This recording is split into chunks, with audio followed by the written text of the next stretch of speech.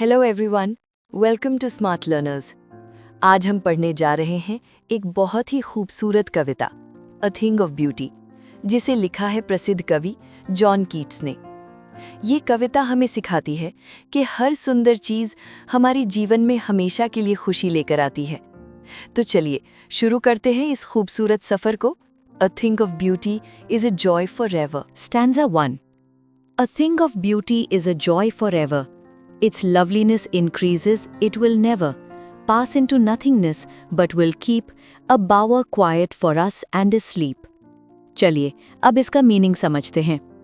कवि कहते हैं A thing of beauty is a joy forever, यानी कोई भी ब्यूटीफुल थिंग, सुंदर वस्तु हमेशा के लिए जॉय, खुशी देती है। जैसे हम जब प्रकृति को देखते हैं, सूरज की रोशनी, फूलों की खुशबू या किसी की अच्छी मुस्कुराहट, तो वो लम्हा हमारे मन में हमेशा के लिए बस जाता है और हर बार याद करके हमें सुकून मिलता है। अगली लाइन है it's loveliness increases, it will never pass into nothingness. यहाँ लवलीनेस खूबसूरती का मतलब है सुंदरता, जो समय के साथ और बढ़ती जाती है। कवि कहना चाहते हैं कि सुंदर चीज़ कभी नथिंगनेस में नहीं बदलती, यानी वो कभी खत्म नहीं होती। जैसे हमारी बचपन की एक प्यारी याद, वो याद भले गुजर गई हो, पर उससे मिलने वाली खुशी हमेशा रहती है। फिर कवि कहते हैं but will keep a bower quiet for us and a sleep. यहाँ बावर पेड़ों के नीचे बनी शांत जगह का मतलब है एक पीसफुल प्लेस। कवि कहना चाहते हैं कि सुंदर चीज़ हमें एक क्वाइट यानी शांत और सुकून भरी जगह देती है, जहां हम स्लीप आराम कर सकते हैं, मतलब हमें मन की शांति मिलती है। जैसे जब हम किसी गार्डन में बैठे हों, हल्की हवा चल रही हो, तो वो मोमेंट हमें अंदर से शांति और हैप्पीनेस देता है। इस तरह कवि बताते हैं कि ब्यूटी सिर्फ देखने की नहीं होती, बल्कि वो हमारे दिल और दिमाग दोनों को सुकून देती है। वो हमेशा के लिए अ जॉय फॉरएवर बनी रहती है। तो चलिए अब नेक्स्ट स्टैंजा में चलते हैं। Full of sweet dreams and health and quite breathing, therefore on every morrow are we wreathing a flowery band to bind us to the earth, spite of despondence of the inhuman dearth। कवि कहते हैं full of sweet dreams and health and quite breathing, यानी सुंदरता हमें sweet dreams देती है, हमारे जीवन में हेल्थ और क्वाइट ब्रीदिंग लाती है। इसका मतलब ये है कि जब हम नेचर की ब्यूटी में खो जाते हैं, तो हमें अंदर से शांति, सुकून और पॉजिटिव एनर्जी मिलती है।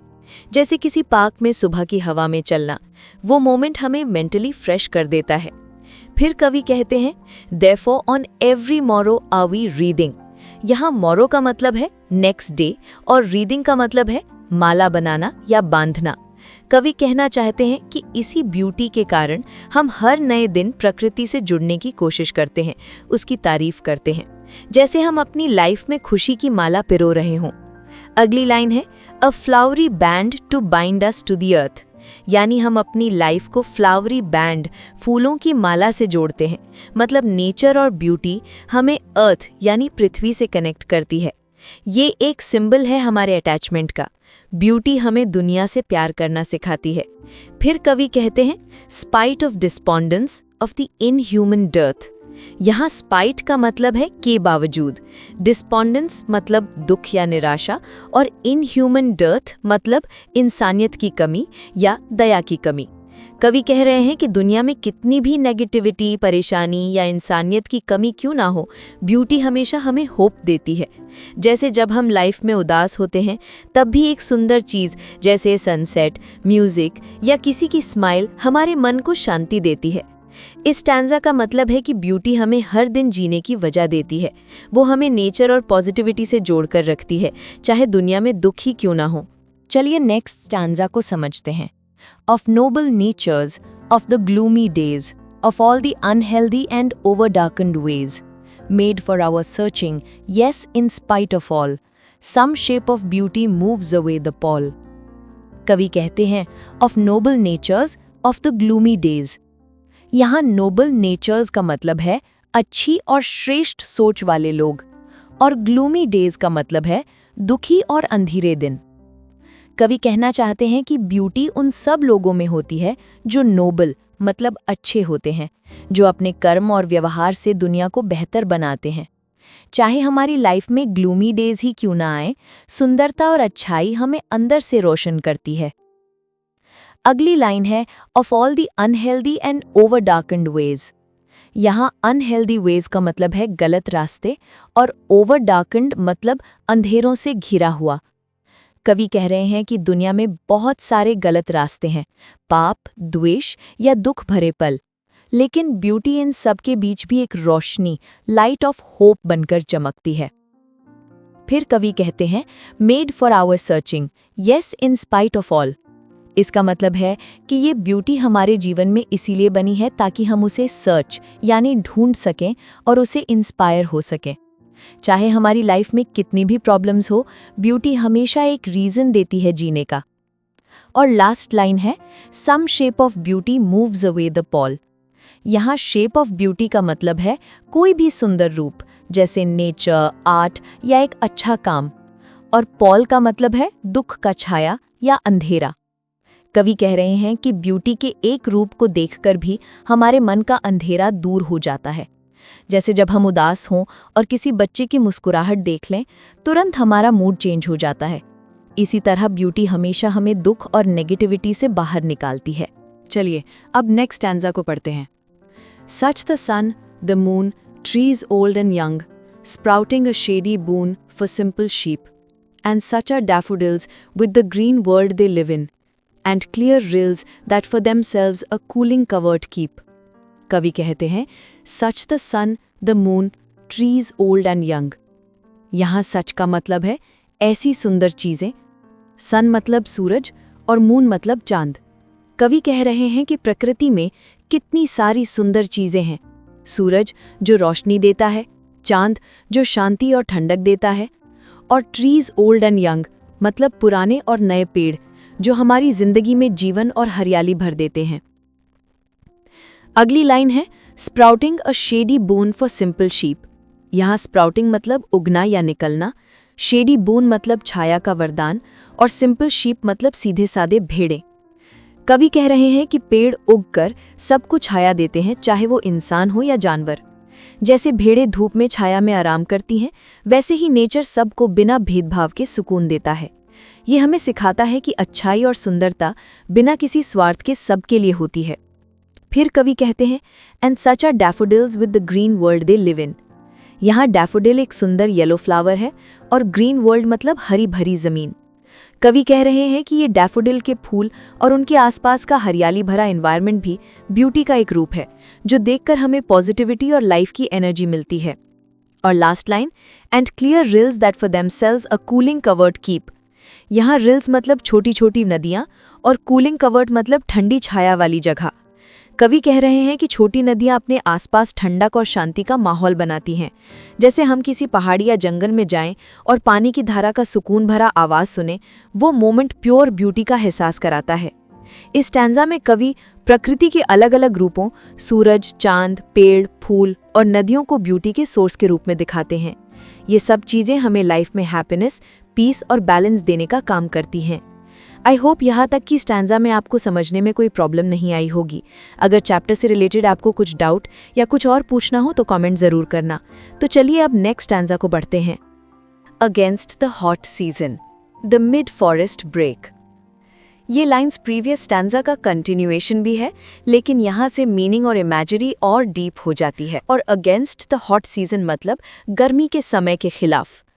कवि कह रहे हैं कि छोटी नदियाँ अपने आसपास ठंडक और शांति का माहौल बनाती हैं, जिससे प्रकृति बैलेंस में रहती है। जैसे गर्मी के दिनों में हम किसी तालाब या वाटरफॉल के पास बैठे तो एक सुकून मिलता है, वहीं नेचर की ब्यूटी हमें फील होती है।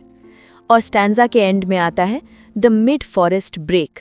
यहाँ मिड फॉरेस्ट मतलब जंगल के बीच का हिस्सा और ब्रेक मतलब घनी झाड़ियाँ।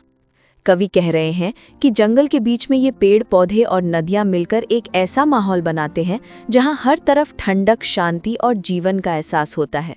यानी ब्यूटी हर जगह है, चाहे वो फॉरेस्ट हो, रिवर हो या छोटी सी छाया ही क्यों न हो, हर चीज़ अपने अंदाज में सुकून देती है। यहाँ से ये स्टैंजा होती है कंप्लीट। नेक्स्ट स्टैंजा है rich with a sprinkling of fair musk rose blooms, and such too is the grandeur of the dooms we have imagined for the mighty dead. all lovely tales that we have heard or read. कवि कहते हैं, rich with a sprinkling of fair musk rose blooms. यहाँ rich का मतलब है बहुत सुंदर और भारी भरकम, sprinkling मतलब छोटी छोटी मात्रा में बिखरना, और मस्क रोज मतलब एक खुशबूदार गुलाब का फूल। कवि कह रहे हैं कि जंगल के बीच में मस्क रोज के फूल बिखरे हुए हैं जो नेचर को और ज़्यादा रिच यानी सुंदर और जीवंत बना देते हैं। जैसे हम किसी गार्डन में जाते हैं और वहाँ अलग अलग फूल खिले होते हैं तो हमें एक अलग ही सुकून मिलता है। वही सुकून कवि यहाँ फील कर रहे हैं। अगली लाइन में कहते हैं, and such too is the grandeur of the dooms we have imagined for the mighty dead. यहाँ ग्रैंडियर का मतलब महान शान या विभाव, डूम्स मतलब अंत या मृत्यु, और माइटी डेड मतलब महान लोग जो मर चुके हैं। कवि कह रहे हैं कि जैसे प्रकृति की सुंदरता हमें प्रेरणा देती है, वैसे ही हम उन महान व्यक्तियों के बारे में सोचकर प्रेरणा लेते हैं जिन्होंने दुनिया के लिए कुछ बड़ा किया था। उनके मरने के बाद भी हम उनकी ग्रेटनेस को महसूस करते हैं, जैसे महात्मा गांधी या स्वामी विवेकानंद की कहानियां हमें आज भी इंस्पायर करती हैं। फिर कवि कहते हैं, all lovely tales that we have heard और रेड। यहाँ लवली टेल्स मतलब सुंदर कहानियाँ जो हमने कभी सुनी यानी हर्ड, या पढ़ी यानी रेड होती हैं। कवि कह रहे हैं कि ये कहानियाँ भी एक तरह की ब्यूटी हैं, क्योंकि ये हमें ज़िंदगी में होप और मॉरल स्ट्रेंथ देती हैं। जैसे जब हम किसी इंस्पिरेशनल स्टोरी पढ़ते हैं तो हमें लगता है कि हम भी कुछ कर सकते हैं। वही रियल ब्यूटी ऑफ लाइफ है। यानी पूरा स्टांजा ये बताता है कि ब्यूटी सिर्फ प्रकृति में नहीं होती, बल्कि कहानियों, यादों और महान लोगों के जीवन में भी छिपी होती है, जो हमें अंदर से सुंदर बनाती है। नेक्स्ट स्टांजा है, An endless fountain of immortal drink pouring unto us from the heaven's brink. ये पोएम का लास्ट पार्ट है जहाँ कवि अपने पूरे विचारों का कंक्लूजन देते हैं। कवि कहते हैं, An endless fountain of immortal drink. यहाँ एंडलेस मतलब जो कभी खत्म न हो, फाउंटेन मतलब झरना या स्रोत, और इमॉर्टल ड्रिंक मतलब अमृत जैसा अमर पानी। कवि इस लाइन में ब्यूटी को एक फाउंटेन, झरना से कंपेयर करते हैं जो हमेशा बहता रहता है और कभी समाप्त नहीं होता। ये ब्यूटी हमारे लिए इमॉर्टल ड्रिंक, अमृत की तरह है जो हमें हर दुख, परेशानी और अंधेरों से निकालकर सुकून और पॉजिटिविटी देती है। जैसे ज़िंदगी में कभी कभी हम उदास हो जाते हैं, तब प्रकृति, म्यूज़िक या किसी प्यारी याद से हमें एक इनर पीस मिलता है। वही अमृत की बूंद है जिसके बारे में कवि बोल रहे हैं। फिर वो कहते हैं, pouring unto us from the heaven's brink. यहाँ पोरिंग मतलब बहना, अनटू अस मतलब हमारे ऊपर, और हेवंस ब्रिंक मतलब स्वर्ग के किनारे से। कवि का कहना है कि ये ब्यूटी हमें ऊपर से, हेवन, स्वर्ग से मिलती है। मतलब ये एक डिवाइन गिफ्ट, ईश्वर की देन है। जितनी सुंदरता हम नेचर में देखते हैं, फ्लावर्स, रिवर, सनराइज या काइंड हार्टेड पीपल, वो सब हमें ईश्वर की दी हुई ब्लेसिंग्स लगती हैं। ब्यूटी कभी खत्म नहीं होती, वो हमेशा हर इंसान के लिए इंस्पिरेशन और हैप्पीनेस का सोर्स बनी रहती है। यानी कवि का फाइनल मैसेज ये है कि ब्यूटी इज़ इटर्नल, ब्यूटी अमर है। वो हमारी लाइफ को बेटर बनाती है, हमें स्ट्रेस से दूर करती है और हर दिन जीने की एक नई वजह देती है। तो बच्चों, ये थी poem a thing of beauty bye John Keats, जहाँ कवि हमें ये सिखाते हैं कि सुंदरता सिर्फ देखने की चीज़ नहीं होती, बल्कि महसूस करने की एक फीलिंग होती है। चाहे वो नेचर हो, गुड मेमोरीज हो या किसी की काइंडनेस, ये सब हमें अंदर से स्ट्रॉन्ग और पीसफुल बनाते हैं। ब्यूटी एक ऐसी चीज़ है जो कभी ख़त्म नहीं होती, जैसे एक एंडलेस फाउंटेन जो हमें हमेशा पॉजिटिविटी और हैप्पीनेस देती रहती है। आई होप आपको ये एक्सप्लेनेशन पसंद आया होगा। अगर वीडियो अच्छा लगा हो तो लाइक करो, शेयर करो और चैनल स्मार्ट लर्नर्स को सब्सक्राइब ज़रूर करो, ताकि ऐसे और हेल्पफुल इंग्लिश एक्सप्लेनेशंस आप तक पहुँचते रहें। मिलते हैं नेक्स्ट वीडियो में एक नए चैप्टर के साथ। तब तक के लिए stay happy and keep learning with smart learners.